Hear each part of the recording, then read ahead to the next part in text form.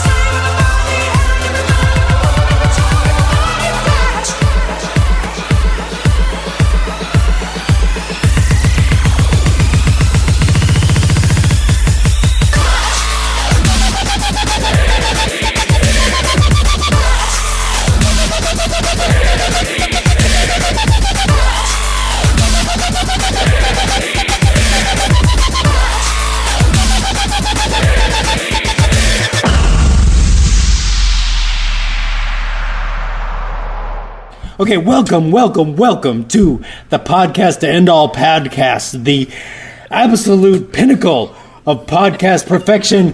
Hail, Ming, Power Hour. You might notice that my voice is a little less, but it's going to be made up by my special guests. That is Rick Morgan and Mark Allison. You guys ready to make this thing go? Oh, yeah. Yo. What's up, boys? Look, I will give these two guys a run with any other podcast out there for energy, for knowledge, and for ready to go, because we are going to make the podcast that makes you want to go watch the movie that we are selling to you today. You ready to go? Are you ready to go? Are you ready because to go? I'm ready to go. I think that this would be a wonderful opportunity to go, as one would say. Damn Skippy. We are full of energy here today. Oh, we're going to cover 1995's Demon Knight, yo. Demon Knight. I love me some Demon Knight.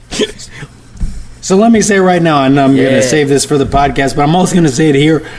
Tales from the Crypt, you know it for your TNA, for your HBO pseudo Tales from the Dark Side anthology horror spectacular, but what we got right now is we got a movie that defied all expectations, and that was Tales from the Crypt Demon Knight. I'm excited to cover it. True that. Yep. I believe, and I'm trying to recollect here, but I believe we went and seen this together, right? If we didn't, we should have. I think we did. I think we saw this in the theater together. It would have been about the right time, because we all worked together at this time, and if we didn't, then we still totally should have, and if we did, then it was as much fun as it's going to be when you, for the first time, dear listener, go out and you find Demon Knight and you watch it, because our recommendation is solid gold on this one. Tales from the Crypt Demon Knight is 100% every bit the storyline it should be. It is every bit exceeding what you expect from Tales from the Crypt, and it is also full of star power and excellent writing. And I will stake my reputation as a podcaster that this is the movie that you will watch and you will say, I can't believe I missed this, because Hail Ming was absolutely right. That's what I'm talking about. That's what I'm talking about. We do this. But before we get into this, we absolutely 100% have to pay for the time machine, because we go back to the time that it was fresh and new. And when we pay for the time machine, we have to have sponsors. So, are you guys ready with some sponsors? No, I'm ready. Yeah. Absolutely. Fantastic. I know I have a little sponsor spot. They insisted that I record something, so mine is going to be a recording. But I know you guys also have some sponsors that are every bit as important as my pre-recorded spot. So, what you guys got? Well, okay. Go ahead, Mark. I've got a sponsor. It's a new action movie themed restaurant, the Action Eatery. You get to watch your favorite action films and have great food such as chicken impossible tenders, steakins, hot fuzz sundaes, Raiders of the Lost Tots, John Wick and fried steak, Tango and crab cakes, McCucumber sandwiches. But please, whatever you do, avoid the dirty, hairy burger.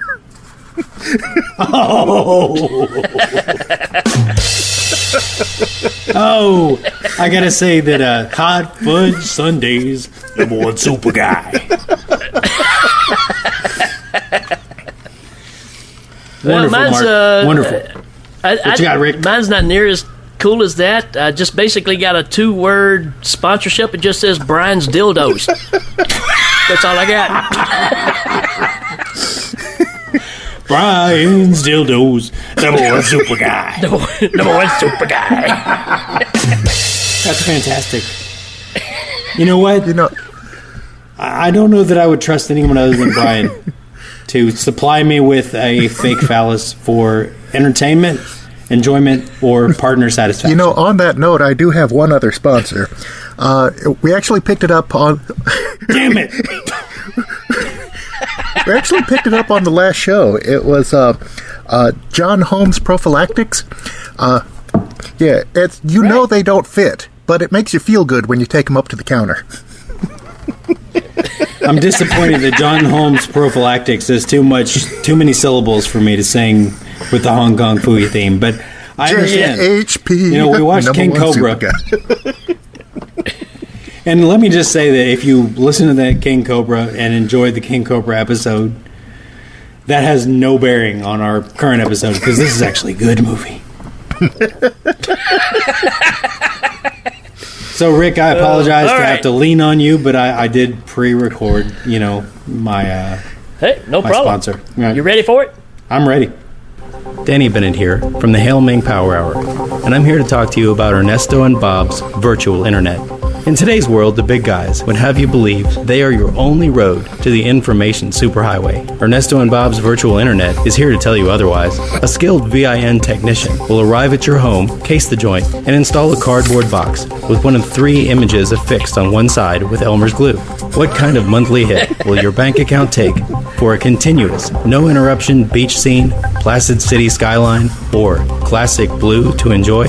Great news. Only a single payment of $899.95. And if you call now, you'll get it. That's Ernesto and Bob's virtual internet. Call now. Toll included. 123-456-7891. Don't miss it. Ernesto's and Bob's. Ernesto, it's a virtual internet. It's not actually the internet, but you don't have to worry about loading or pop-ups or any of that stuff. It's just the internet the way you want it. The image you want, 100%, 24 hours a day. We had a little trouble getting the recording going this morning. I think that's because we were on Ernesto and Bob's.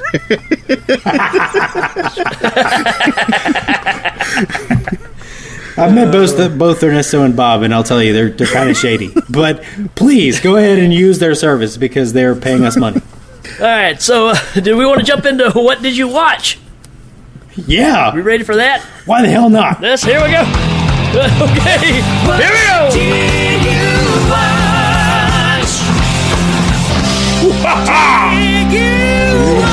Oh, that's the wrong one. That's the last one. We're doing everything backwards here today, folks. Yeah, we gotta have time for the actual show.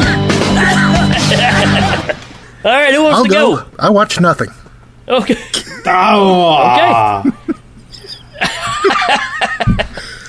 I'm going to break the fourth wall here and say, I know you guys are lying because both of you guys have told me how you felt about Shazam, so I didn't watch Shazam. And I didn't watch Shazam, but I watched the movie.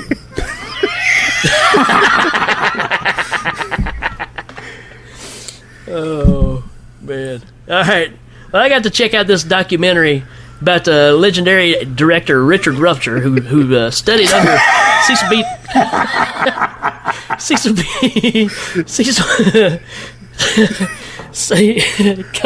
right, I gotta get serious.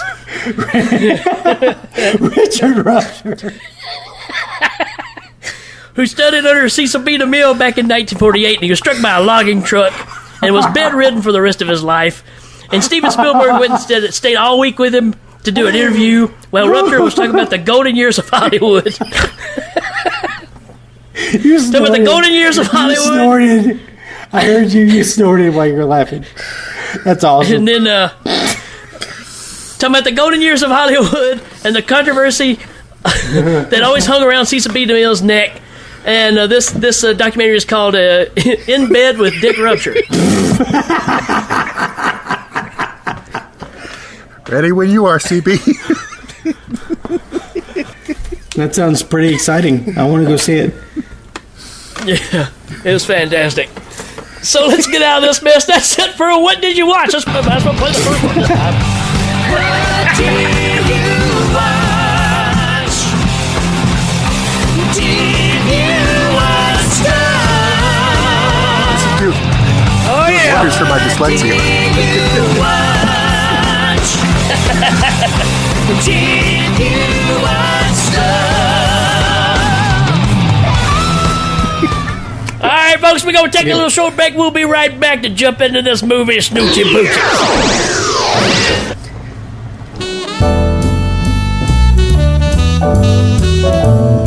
The Hail Ming Power Hour is brought to you by Ancient Indian Burial Grounds. Save a lot on property values now, pay dearly later.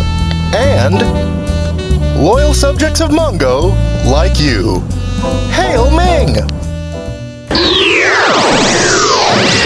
All right, everybody, welcome back. We are going to jump straight into 1995's Demon Knight, and in order to do so, we're going to take the old trusty time machine back. So, boys, you ready? I'm going to be.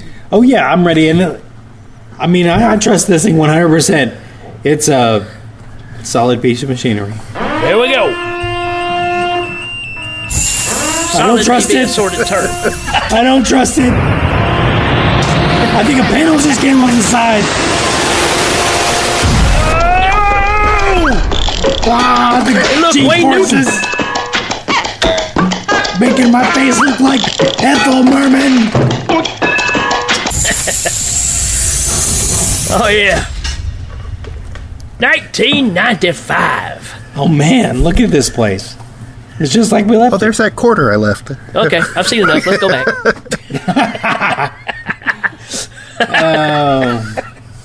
How can we hate on 1995 though? It gave us Tales from the Crypt, This is Demon true. Knight.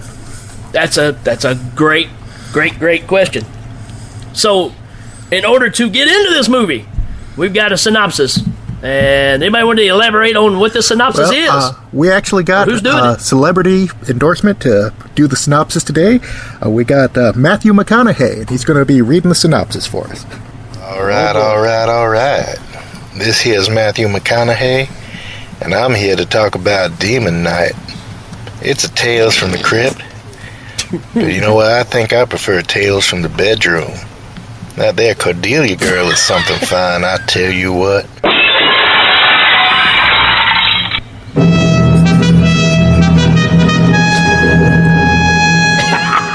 Hey there, man, what's with all the harsh vibes?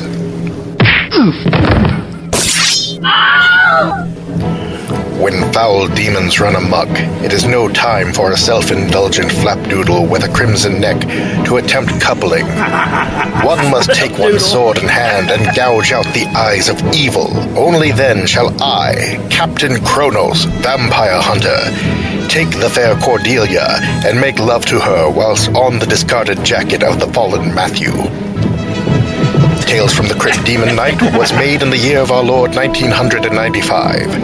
It stars Billy Zane, William Sadler, Jada Pinkett, CCH Pounder, Thomas Hayden Church, Dick Miller, Brenda Bucky, and Charles Fleischer.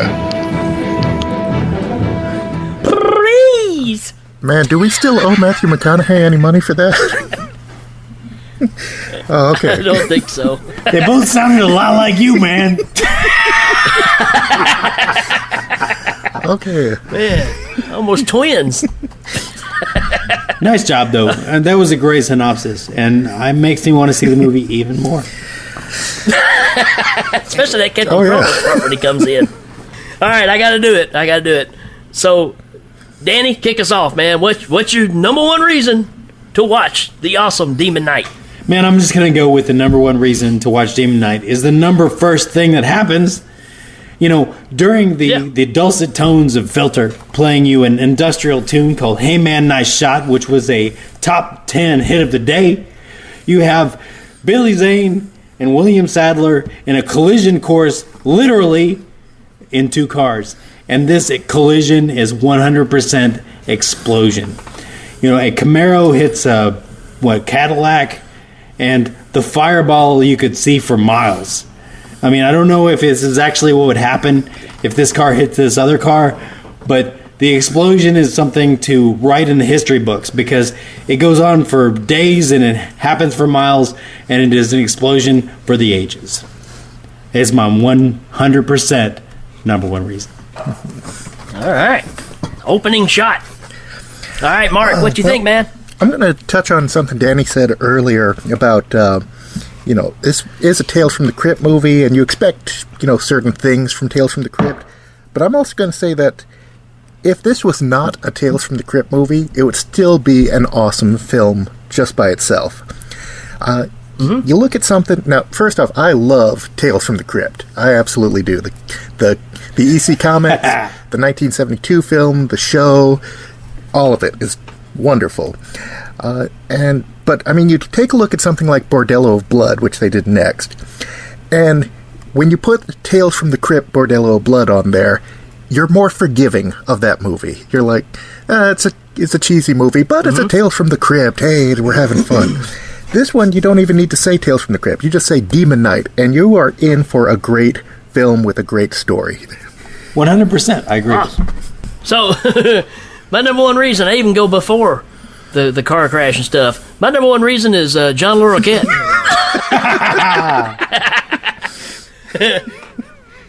I totally forgot he was even in this thing, even though it's just a little cameo thing. But when I saw him, I was like, that's my number one reason right there, man. I don't know who John Larroquette slept with or who's, who he committed some kind of a act for to get the career that he had. But John Larroquette shows up in more places than he belongs. And this is another example of it. It's actually kind of perfect for him.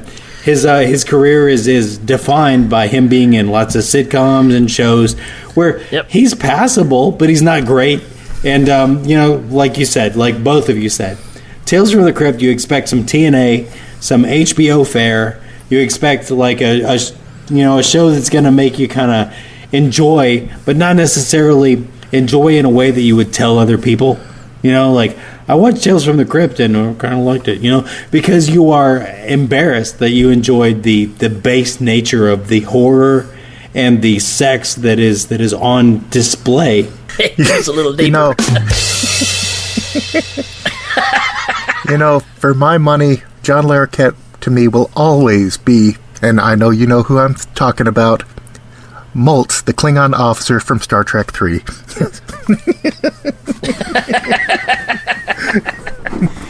All right, Danny, so your reason number 2. My reason number 2 for watching Demon Knight, and it may be a little trite, but it's the cougar roar, man.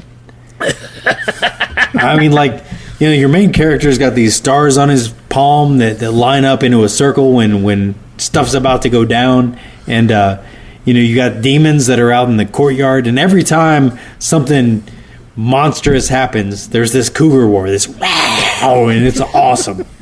Ironically, that's my number 2 as well, and I even got the sound bite of it right here.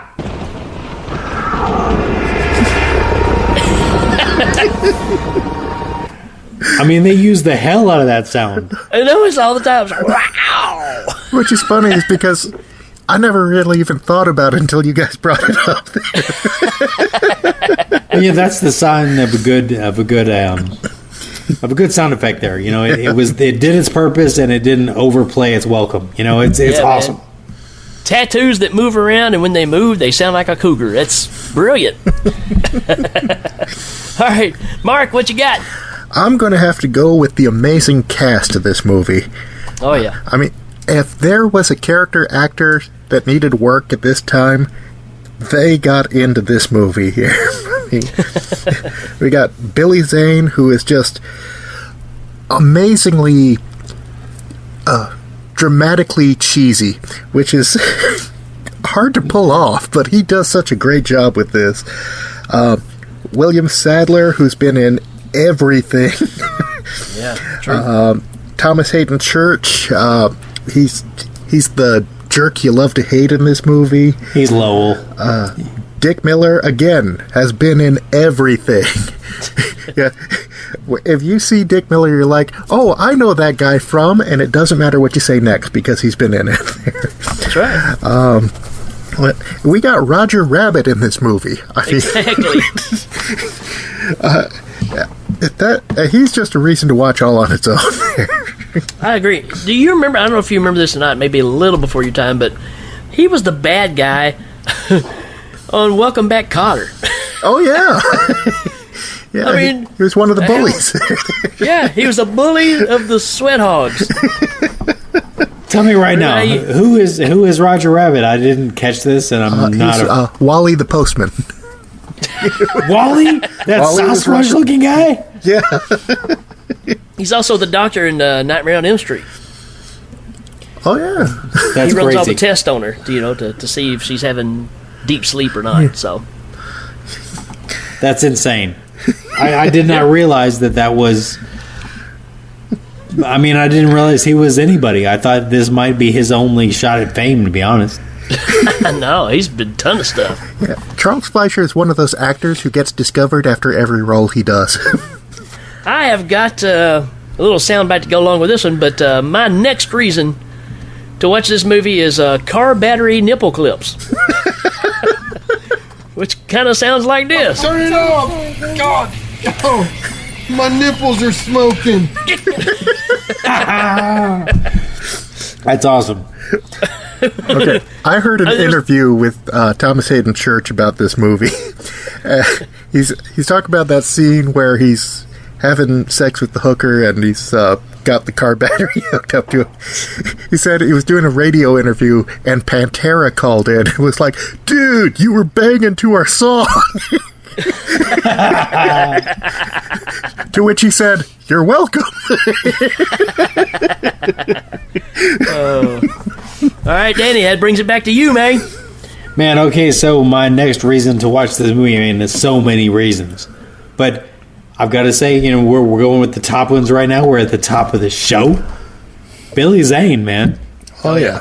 Whoever decided that Billy Zane, and I think we said it a minute ago, the cast, whoever decided that Billy Zane was perfect for the foil of the hero, for the antagonist of this show, there are several voiceovers that he does while he tries to entice people to the dark side. And his voice is so smooth, and those scenes are so good. It was just an excellent choice.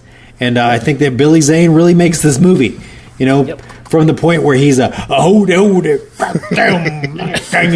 mean, he goes out in the yard and he does like a little podunk dance, and then he like throws his blood out on the floor and then causes a bunch of demons to rise.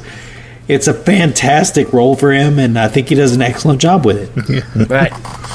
Yeah. Well, I was telling Mark earlier that half of my list starts off with the words Billy Zane and dash whatever it is. So I'll cover those in a minute. But right now we're going to jump back to Mark. Okay. Well, I'm going to go ahead and expand on that, and I'm going to say learning that Billy Zane is the bad guy in the movie.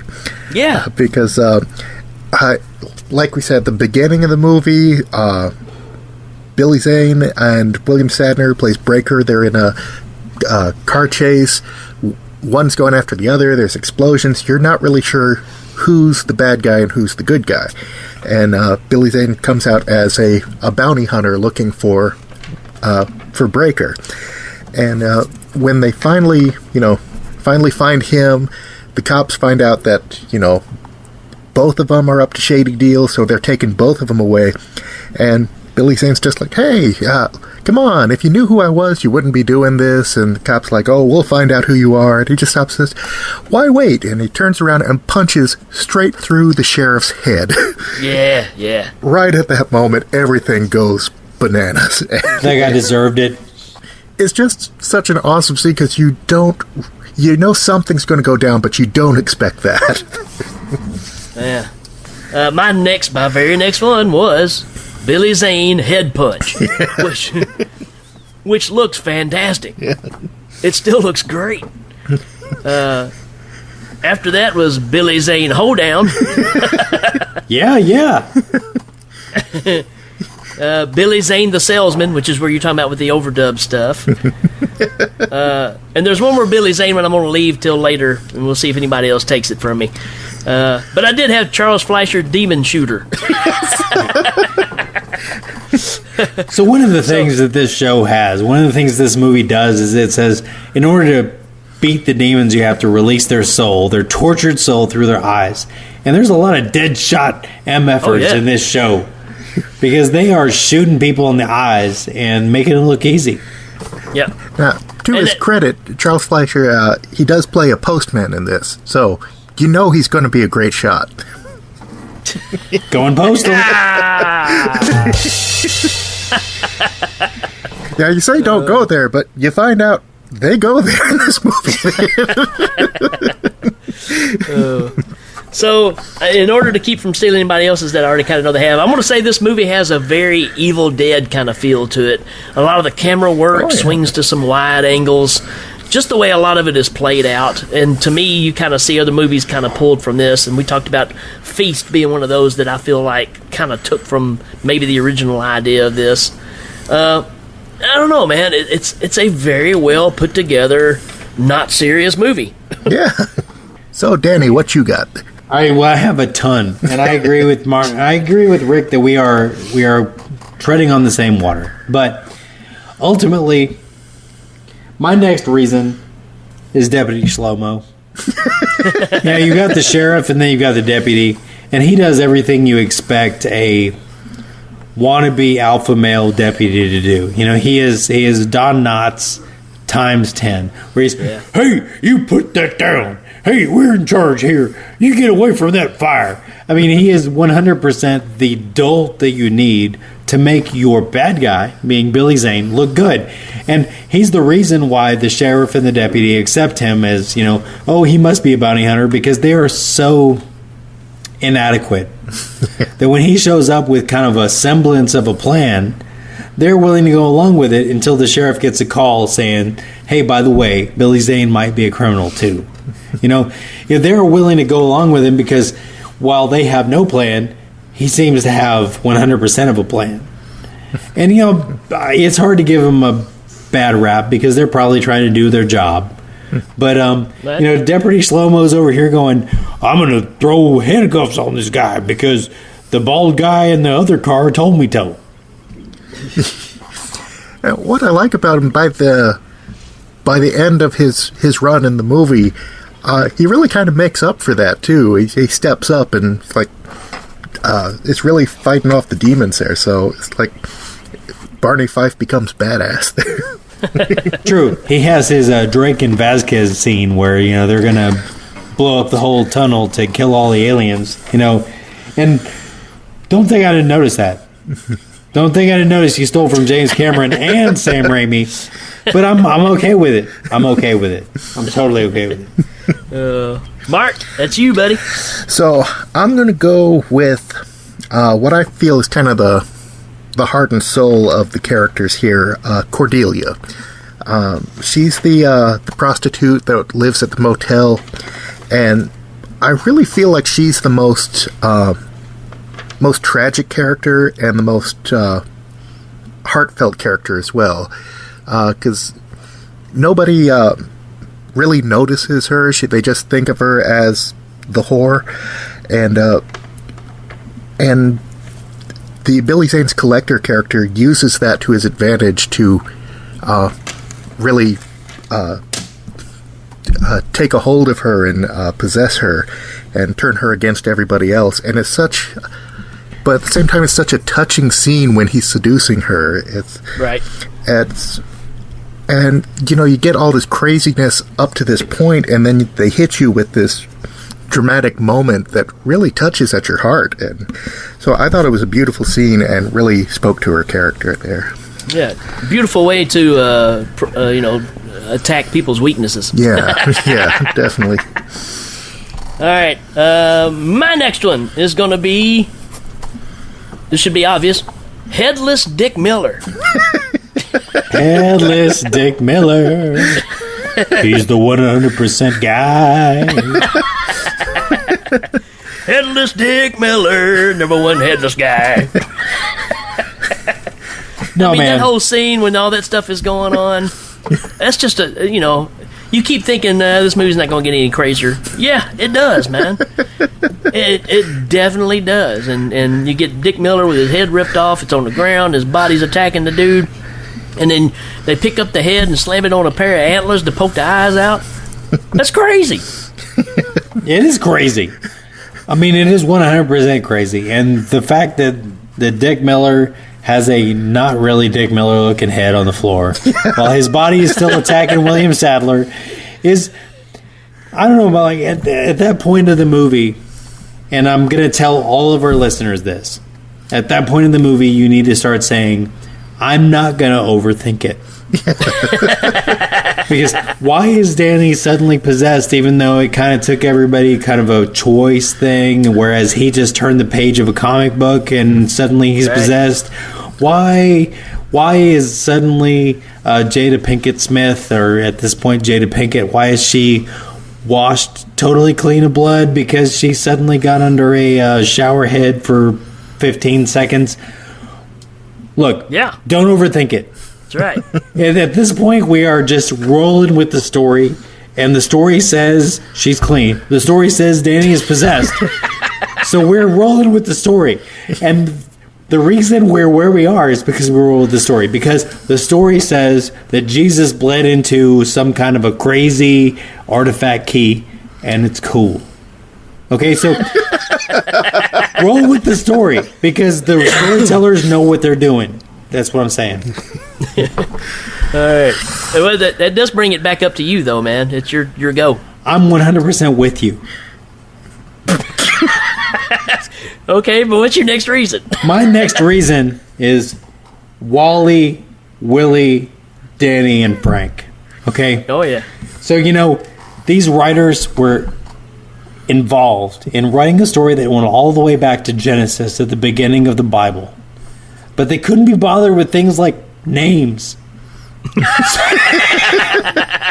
So you've got Wally, the post office clerk who is, well, surprise, surprise, ready to kill everybody and crazy. You got Willie, who is the drunk, who is played to a T by Dick Miller. And don't let me say for a second that I don't love Dick Miller, because I do.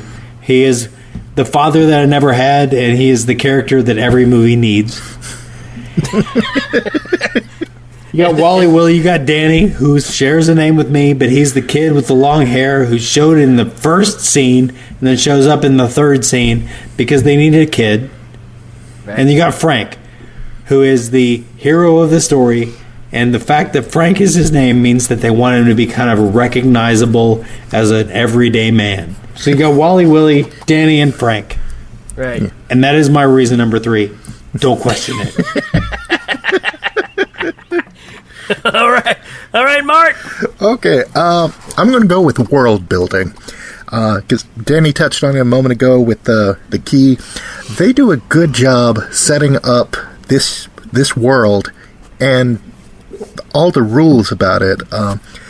They basically Breaker is telling him everything that's going on, saying that what happened is in the beginning of time. He starts quoting Genesis.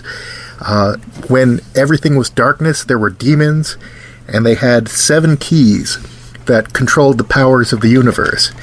And then God said, "Let there be light," and then all the demons scattered, and the keys scattered, and they had to gather them back up. And they've explained that now the demons have 6 keys, he's got the 7th, and the only thing that keeps them away is that the blood of Jesus was put into this key. So if the demons touch it, it burns them. And it gets passed down from generation to generation. When a new champion is chosen, they refill the key with that person's blood. And they go over destroying the eyes to release their souls. So they had a very clear set of rules and direction they wanted to go, which is a lot more thought that you'd put into something that you call Demon Knight there. Right. So- Yeah. And I think that's why, as a flagship for the Tales from the Crypt, unfortunately, the only 2 installment Tales from the Crypt anthology, you have Demon Knight. And what they did was they tried to segue that into Brimstone, which is the Fox TV show about the guy who had 99 tattoos that represent 99 people who escaped hell. And in order to escape hell himself, he had to bring them back to hell.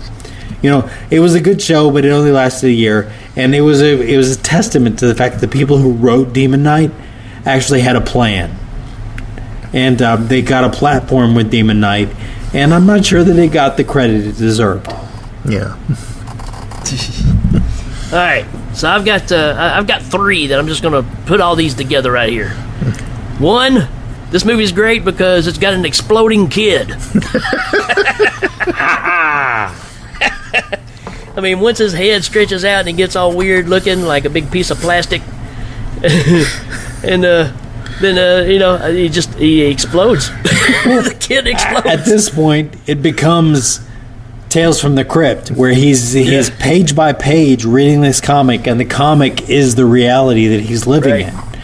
So like I said, he didn't actually succumb to the demon temptation, but he became a demon proxy, and in that case, just by turning page by page, he becomes part of this narrative. He attacks Decker, which makes Breaker. you blow up. It makes you explode. And then on top of that, we got a flaming crotch. Don't really know why, but we got a flaming crotch in this book. Oh, you mean the fiery, yeah. Down, yeah, boy. that's weird. That's weird. Yeah. I'm not sure why they chose to do that. That took digital effects. That took, a whole, writing team. Why did they do that? Because they could. And the one that after looking at this should be the number 1 reason for me to watch this movie. But we got the whole Golden Child ending of Billy Zane on here. Yeah, I've got Sadhu Noomspot takes a second screen. I mean, it is absolutely Sadhu Noomspot from the end of Golden Child. Tommy Tongue, I hear your Tommy Tongue. I hear your Tommy Tongue. When you're next to me.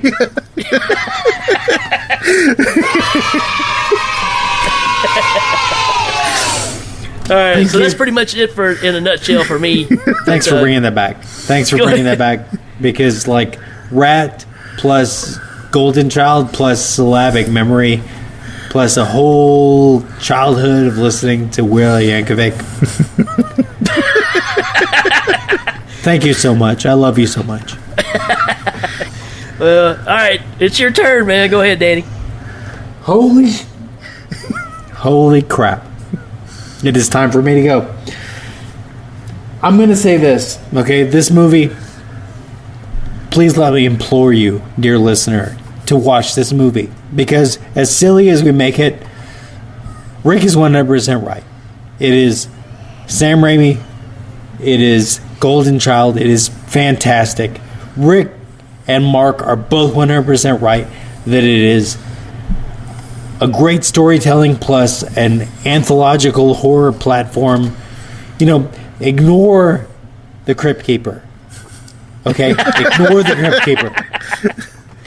I'm going to say one thing here, and I'm going to elaborate. Jada Pinkett Smith. Yep. Jada Pinkett shows up in this as kind of a tertiary character who becomes the next Demon Knight because the writers had a plan. William Sadler, who plays Death in the second of the Bill and Ted movies. And please, you guys, elaborate on that because that's the only thing I can think of that he's been in. But he's fantastic as Breaker, the Demon Knight. He passes it on to Jada Pinkett Smith, who ends up being the one to continue on the fight against demons from the time of Jesus, okay? From the time of Genesis. Because he mentions that when dark is replaced by light, the demons need their world back, and they capture 6 of the 7 keys to continue reality in their direction And they use Jada Pinkett Smith as the next knight who keeps that from happening. She's a fantastic character. She's doing a good job as an actress. And she takes on the mantle of the one who will keep darkness at bay for the next generation. And I think that that's what changes this movie from being just another horror movie into being something that's kind of a legacy. You know, it's a story that continues on from the beginning of time and it goes on to the end of time.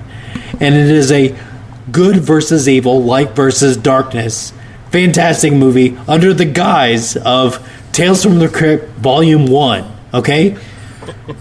You've got the Crypt Keeper coming in as a terrible director, directing some ridiculous TNA film with John Larroquette. And you end up with Jada Pinkett Smith taking on the fate of the universe, okay? Then we go right back to the Crypt Keeper, though, and getting his head cut off. Well, yeah. That's what makes it such a good movie, because it spans the gap from being a 100% reality versus evil thing to being a ridiculous puppet versus guillotine thing. Right? I mean, watch this movie and enjoy the fact that it keeps it light while it makes it very heavy. Cool. And I'll admit that I'm not exactly 100% involved with my faculties while I tell this. But Demon Knight is a movie that takes both the fun of an entertainment movie and it factors it in with the gravitas of a religious movie. Yep. And I will say that it does that by giving you several Ken Russell style crucifixion scenes. Yeah. Where William Sadler as the Demon Knight goes back in flashbacks to where Jesus is crucified and his blood is captured in the key, which is the MacGuffin device for this whole franchise. And it is the captured blood of the martyr that keeps the demons at bay. Okay? I want you guys, I'm not talking to Mark, I'm not talking to Rick, I'm talking to you listeners. I want you to realize that this is the fantastic voyage of writers taking a really simple venue like Tales from the Crypt and making it into a storytelling juggernaut where they tell the Bible, they tell the struggle between good and evil, and they use good actors to make it into something that's enjoyable. And watch this movie and realize that they have managed to take the lighthearted enjoyment of movies and the thick premise of good versus evil and put them together in a perfect plot. A perfect plot. And then we got Bordello of Blood. And then they managed to screw it all up with Corey Feldman. Corey Feldman, yes. Corey Feldman, who's like, I want a scene where I get... Isn't there a darts scene in that where somebody's throwing darts? Yeah. Yeah. So, like, they took Bordello of Blood and they managed to screw it all up. But ignore that and watch Tales from the Crypt was a platform for the writers of Demon Knight to actually create a really great story. Okay? It was a platform where HBO had a lot of money and they managed to make a movie where the writers of Brimstone could create their mythology. Okay? You know, we talked about Nightbreed in a previous episode, and this was every bit the wonderful mythology that Nightbreed represents, put together in a fantastic religious dogma. And they were ruined by a second installment that had what's his face from Saturday Night Live? Dennis Miller. Dennis Miller. Now, I'm not saying that Bordello of Blood was an awful movie, but I am saying that if we ever cover it, I'm not going to be involved in that episode because they took everything that Demon Knight created and they crapped all over it. Well, it does have one saving grace there, is that William Sadler does return for that movie. He's the mummy that says, and then he rips her face off and eats it. I'm going to say right now that I had no idea of that. Thank you, Mark, for bringing that to my attention. But it still doesn't make me like it more. No, I've watched Bordello of Blood, and I enjoyed Bordello of Blood for what it was. But I think it diminishes the work that was done with Demon Knight. Like, if you're looking at a movie now, you're remaking Blade Runner, you're remaking Total Recall, a lot of Philip K. Dick stuff. You're remaking that. You should be making the second installment of the Demon Knight trilogy and make it 3 and then out. 3 and out, 3 and out, 3 and out, 3 and out, 3 and out. We shouldn't even bring up Tales from the Crypt Ritual. I don't even know what you're talking about. So I don't know what my original premise was, but I will say that Demon Knight is worth watching for all you out there listening because it is a fantastic, heavy and light enjoyment factor. All right. Man, that's longer than the review when it came out. That was good. Good job, man. Thank you, and I appreciate you guys' patience. All right. That brings it back to you, Mark.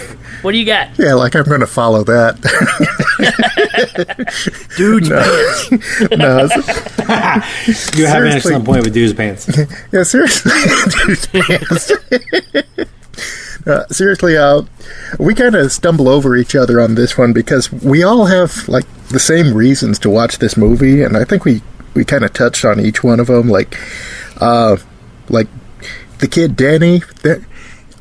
He's not useless, which is interesting for a kid in a movie, because usually you got the kid, you got to protect him, and he's always causing trouble. No, Danny's actually the one who takes out the demon Willie, so good on you. We got the comic book, Tales from the Crypt comic book in a Tales from the Crypt movie. That's pretty cool. And there's, I know Danny's a fan of those movies in a movie, and this is like a story in a story thing going on there. And it turns Danny into the demon, and they're not afraid to kill a kid in this movie. That's right. So, yeah, they really took what they had and they ran with it, and they're like, you know what? If it does good, it does good. If it doesn't do good, we did what we set out to do. So, good on you guys. All right, so the last one I got, and I don't know if you guys watched, post-credit stuff, but the Crypt Keeper pops back up on the screen at the end. Did y'all see that? After the credits? Yeah. Oh, I didn't see that. And he pops up and says, he lies about the name of the next movie. What? Yeah. He gets on there and says, be prepared for the next movie coming out called, I can't remember what it's called, but it's not Bordello of Blood. It was something totally different. So who knows? I didn't know.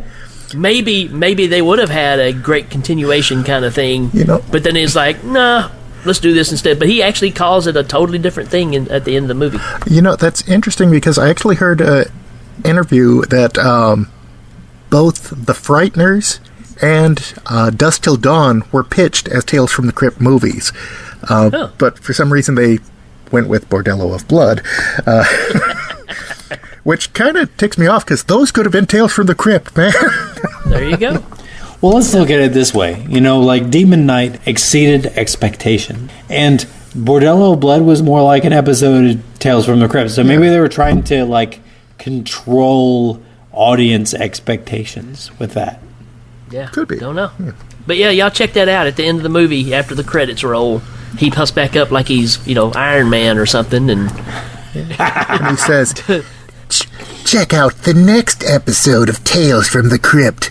Dr. Detroit 2, The Return of Mom. It might as well have been that. Tales from the Crypt 2 wasn't a terrible movie. It just was what you expected from Tales from the Crypt 1. Right. Yeah. So. All right. Anybody got anything else? The soundtrack was pretty cool there. I actually had that when after that came out. It's got a lot of good songs. And, just that opening with, hey man, nice shot. It's like perfect intro there. So if you get a chance, check it out. Okay. I know that I've been a little verbose on this one, but I'm going to go ahead and give you one more. The characters are way cleverer than they should be. William Sadler is the Demon Knight, who has been so since World War I. And like I said before, they have these Ken Russell flashback scenes that are fantastic.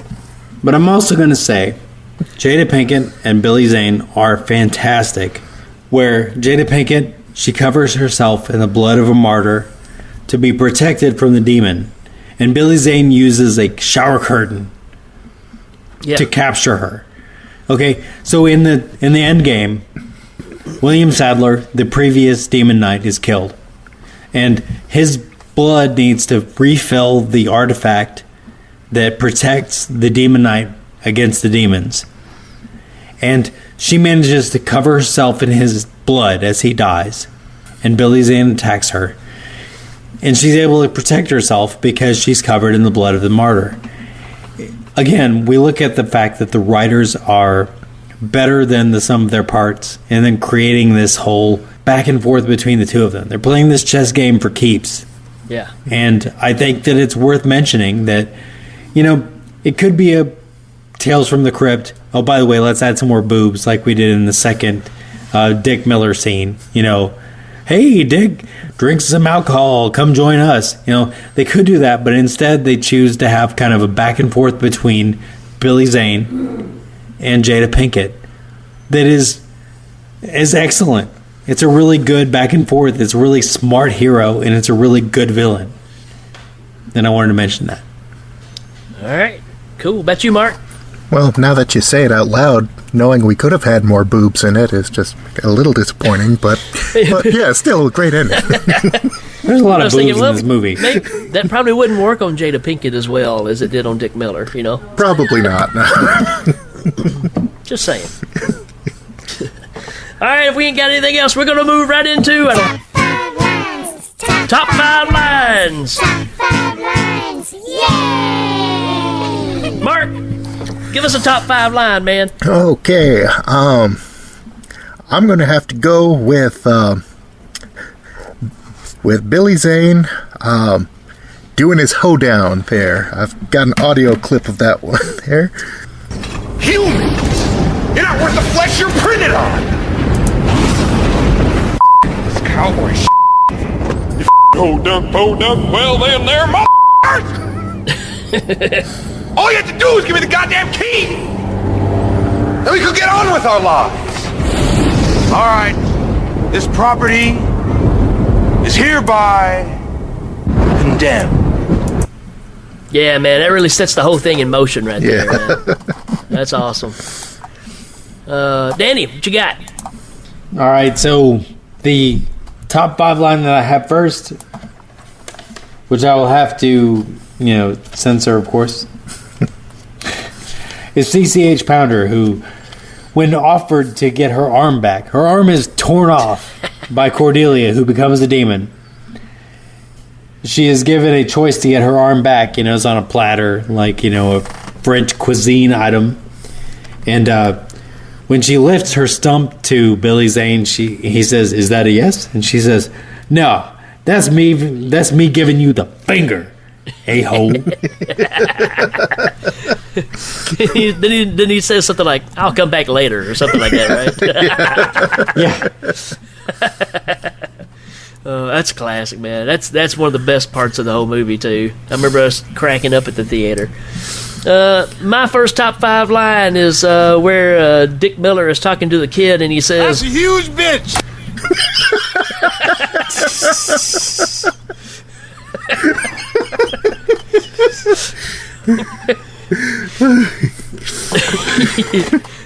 What you got, Mark? Okay, this one is the collector trying to make a deal with Roach to get the key. I got that one marked as if it makes you feel good. Mr. Roach, what have you got there? I want out of here. and I'm looking to cut a deal. Well, let's talk about it. How do I know you ain't gonna kill me? You have my word. I mean, frankly, we've been counting on you, haven't we? The world needs more people like you, Mr. Roach. Thank you. You're welcome. Of course, you don't mind if we kill the others, do you? Hey, if it makes you feel good, do it. Makes you feel good, do it. Exactly. If it makes you feel good, do it. Again, just Billy Zane just playing the ham just perfectly, man. All right, Daddy. All right, so my next line is one that you just did.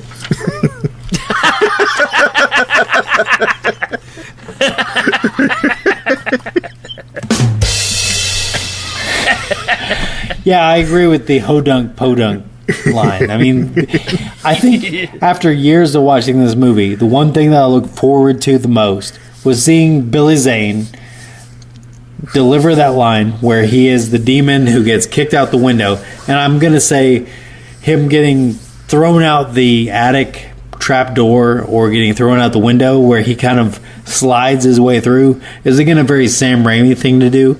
Oh yeah. But then he ends up on the other side kind of giving a little jig and saying ho dunk po dunk ember fucker. You know, it's a great addition to the whole movie as a whole. You know, you kind of commiserate with the enemy in this, that he's the protagonist, but he's also kind of likable, and then he's just looking for this seventh key. I don't know if we mentioned this, but there are 6 keys, and this is the 7th one, and they're trying to find it so they can cover the whole universe with darkness again. And they're back to this, so he's just kind of fighting to get the last one, and you can tell that he is ridiculously overwhelmed with the fact that he's this close, you know? Yeah. After eons of searching, he's this close, and he almost has the last key.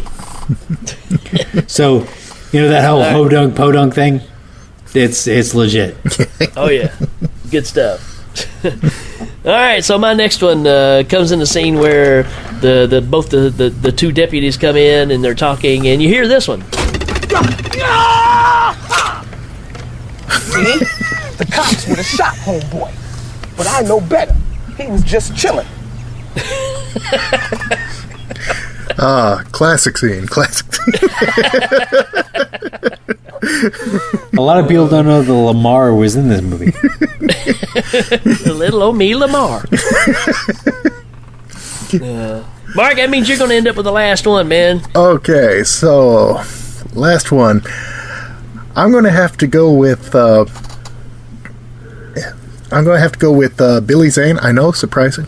And he's trying to tempt Jada Pinkett here, and so this one's called "I Owe You."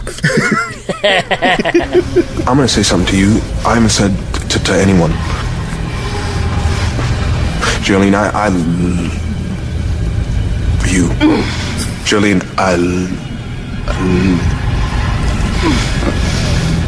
you. Jolene, do you think you could ever find it in your heart to possibly me?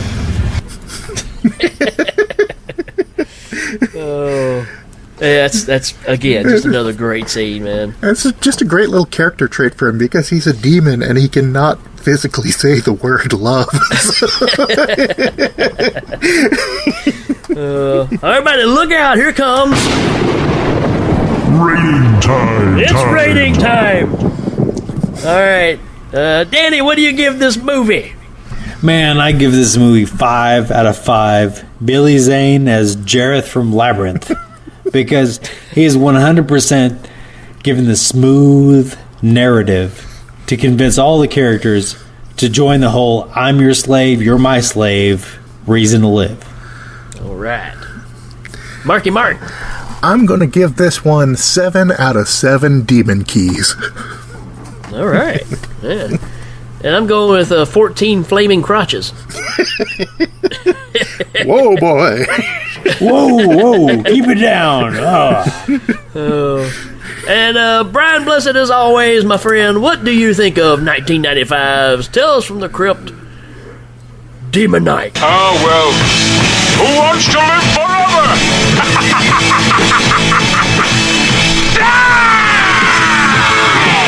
I think he's a fan. I could not agree with Brian Blessed more on this one. All right. Cool, folks. We're going to take a little short break. We'll be right back. Are you on vacation in the scenic Wormwood? Then visit the Mission Motel. We've got everything you're looking for. Rooms with beds, paste that resembles some kind of food, now with ketchup, and whores. We're full of useful information for those long stays, such as East is that way, and you're looking at nothing. We've got coffee for those long nights, and whores. Up for a little exercise? You can run for your life. From our demons, every day is an adventure. We've got whores. Want a place for a relaxing drink? Try the all-night bar with whores. Located on the 2nd level and in Uncle Willie's mind, the Mission Motel. Your dream vacation awaits with whores.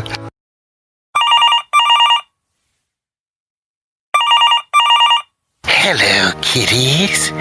Thank you for calling Death Support. How may I help you today? Yeah, hi, my name's Mark. I was working on this time machine, and I got this problem. Wait a second. Did you say Death Support? And how may I help you? No. So, what questions do you have to ask me today? Wait a second. Are you the Crypt Keeper? No. I'm just a hard-working stiff. There it is again, the horror puns. You are the Crypt Keeper, aren't you? Fine, it's me. Man, I love Tales from the Crypt. In fact, my friends and I were just reviewing Demon Night. Ah, yes, that was our big Scream debut. Then there was Bordello of Blood. Yes, not my proudest moment. Bit of a hack piece. Yeah, then you did that movie Ritual. Oh, God, yes. That was horrible. That's the reason I'm working tech support now. Oh. I'm sorry. No, it's okay. It's okay. Look, your machine, just do a hard reboot on it. It should be fine there. Okay. I'm sorry. I didn't mean to upset you. No, it's fine. It's fine. Okay, was there anything else? No, sorry to bother you. Okay. Thank you for calling Death Support. Thank you for calling Death Support. How may I help you today? Hi there. My name's M. Night Shyamalan, and I was wondering if you might be interested in a project with me. Well, what a twist.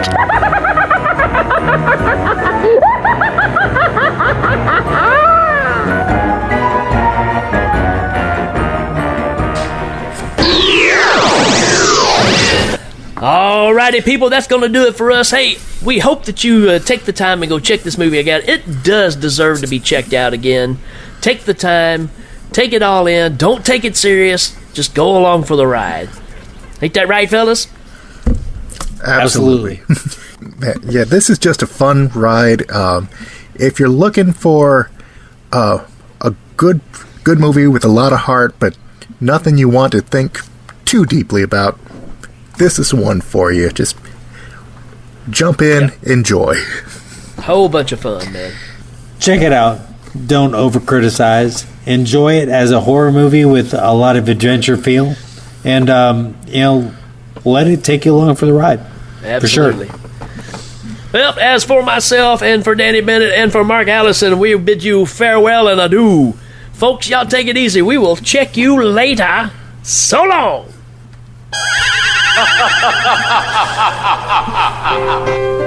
What do the following things have in common? A mission turned hotel in the desert, a man on the run with a holy relic, a prostitute, a convict, a mailman, tramp, hotel manager, sheriff, and deputy, and Lowell. Like tumblers in a lock, they're in for a wild night that might just determine the fate of mankind, the universe, in fact. When the stars align, who has your back? Well, we know this much. Not the demons. Until next time, take care of each other. And remember, actions speak louder than catchphrases. Good night, everyone.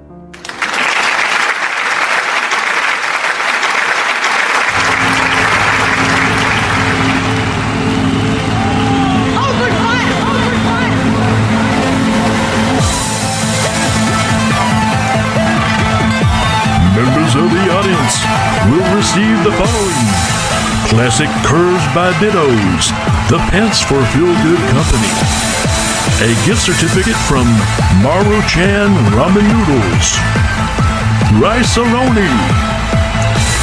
All guests receive a copy of the Ming home game. Thanks to the creative minds and special appearances of Mark Allison, Jeremy Finch, and Jacob Kennedy. Hail Ming is a proud member of Legion Podcasts. Check out all the great shows at legionpodcast.com. Hail Ming is available on iTunes, Stitcher, Google Play, and Legion Podcast. This is Dan Pardo saying good night.